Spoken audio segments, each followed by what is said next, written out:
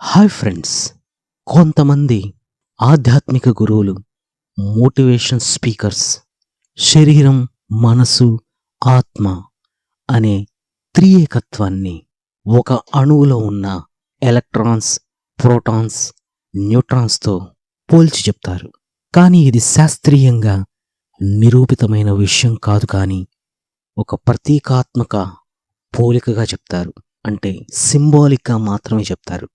ఎందుకంటే అణువు స్థిరంగా ఉండాలి అంటే ఎలక్ట్రాన్, ప్రోటాన్, న్యూట్రాన్ సమతుల్యం అవసరం.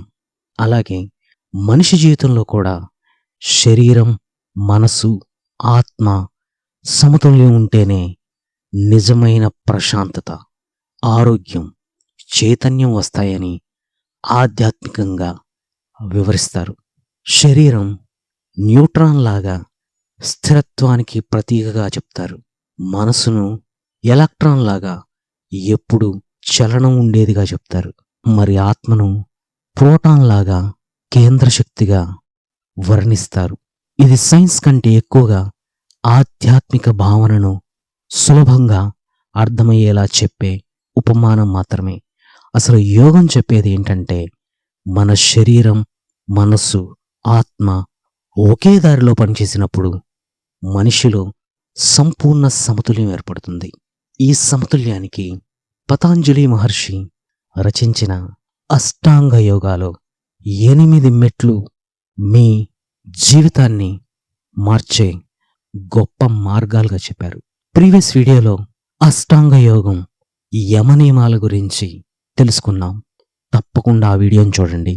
మనిషి ఎన్ని సాధించినా, ఎంత సంపాదించినా, ఎంత పరాక్రమవంతులైనా, బలవంతులైనా, ధనవంతులైనా పరిపూర్ణమైన వ్యక్తిగా మార్పు చెందాలి అనంటే తప్పనిసరిగా అష్టాంగ యోగ ఈ 8 సూత్రాలు తప్పనిసరిగా పాటించిన వారే పరిపూర్ణత పొందుతారు.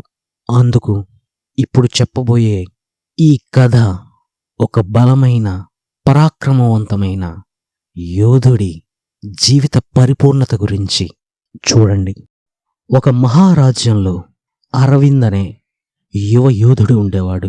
అతనికి అపారమైన బలం ఉంది, ధైర్యం ఉంది.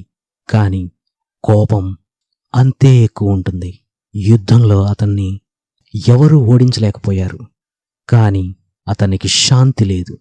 రాత్రి సమయంలో నిద్ర పట్టేది కాదు. చిన్న మాటకే కోపం వచ్చేది. అందరూ అతన్ని చూడగానే భయపడేవారు. ఎవరూ ప్రేమించేవారు కాదు. ఒకరోజు రాజు అతన్ని అడవిలో నివసించే ఒక మహాయోగి దగ్గరకు పంపించాడు. అరవింద్ వెళ్ళి గర్వంగా ఇలా అడిగాడు, నన్ను ప్రపంచంలోనే అత్యంత శక్తివంతుడిగా చేసే రహస్యం చెప్పమన్నాడు. యోగి ప్రశాంతంగా ఒక నీటి పాత్రను అందించాడు. ఆ పాత్రలోని నీరు ఒక్క చుక్క కూడా కింద పడకుండా అడవిలో ఒక చుట్టు రమ్మన్నాడు. అరవింద్ చిరాకు పడ్డాడు. కానీ తన ప్రయాణాన్ని ప్రారంభించాడు. మార్గమధ్యలో కొంతమంది అతన్ని చూసి అవమానించారు. ఇదేనా నీ గొప్పతనం? నువ్వేనా యోధుడివి అంటూ నవ్వుకున్నారు. అతనికి కోపం వచ్చింది. కత్తి తీయాలని అనిపించింది. కానీ ఒక్క క్షణం పాత్రలోని నీరు కదలడాన్ని చూసి ఆగిపోయాడు. నేను కోపానికి బానిసైతే ఈ పని పూర్తి చేయలేను అని తనలో తాను అనుకున్నాడు. తిరిగి మళ్ళా తన ప్రయాణాన్ని కొనసాగించాడు. కొంత దూరం వెళ్ళిన తరువాత ఒక వ్యాపారి తన వజ్రాలు సంచి పడిపోయి కనిపించింది. చుట్టూ ఉన్నవాళ్ళు ఆ వజ్రాల సంచిని తీసుకోమన్నారు. ఎవరూ చూడలేదు, అది నీదే అన్నారు. అరవింద్ ఆ వజ్రాల సంచిని చూసి ఆగిపోయాడు. అతని మనసులో ఆశ మొదలైంది. కాని వెంటనే పాత్రలోని నీటిని చూశాడు. ఇతరులది తీసుకుంటే నా మనసే భారంగా మారుతుంది అని తనకు తాను అనుకొని ముందుకు నడిచాడు. మరికొంతమంది మార్గమధ్యలో పాత్రను కింద పెట్టి విశ్రాంతి తీసుకో యోధా, యోగికి అబద్ధం చెప్తే సరిపోతుంది అన్నారు. అప్పుడు అరవింద్ ఒక్కసారిగా ఆలోచించాడు. నేను యుద్ధాల్లో 1000 మందిని గెలిచాను. కానీ నా కోపాన్ని గెలవలేకపోయాను.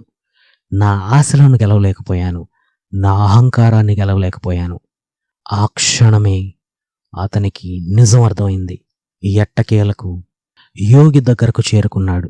యోగి ప్రశాంతంగా ఇలా అడిగాడు, ఈ ప్రపంచంలో, ఈ ప్రయాణంలో నువ్వు ఏమి నేర్చుకున్నావు అని. అరవింద్ కళ్ళలో నీళ్లు వచ్చాయి. శత్రువులను గెలవడం కంటే మనసును గెలవడం చాలా కష్టమని తెలుసుకున్నాను అన్నాడు. అప్పుడు యోగి చిరునవ్వుతో ఇలా అన్నాడు, ఇదే యమ అంటారు.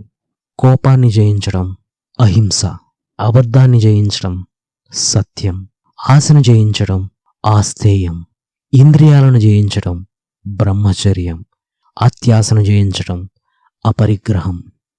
యోధుడు తన ప్రయాణంలో ఎగతాళి చేసిన వారిని హింసించలేదు. తన ప్రయాణంలో పాత్రను కింద పెట్టి విశ్రాంతి తీసుకో అన్నప్పుడు తను అలా చేయలేదు. యోగికి అబద్ధం చెప్పలేదు.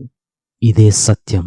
మార్గమధ్యలో వజ్రాలు కనిపించినప్పుడు తీసుకోకుండా, ఆశపడకుండా ఉన్నాడు. ఇదే అస్థేయం. యోధుడు ఇంద్రియాలను జయించాడు.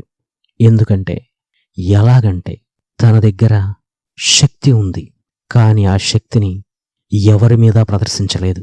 శక్తిని నియంత్రించిన వాడే నిజమైన బ్రహ్మచర్యాన్ని పాటించేవాడు. ఎక్కడ అత్యాశ చూయించలేదు. ఇదే అపరిగ్రహం. ఇతరులను గెలిచేవాడు యోధుడైతే తనను తాను గెలిచేవాడే యోగి. ఆ రోజు నుంచి అరవింద్ జీవితమే మారిపోయింది.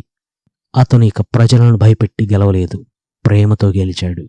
అప్పుడు అతనికి అర్థమైంది, యోగం అంటే కేవలం శరీర బలం కాదు, మనసు జయించే శక్తి అని.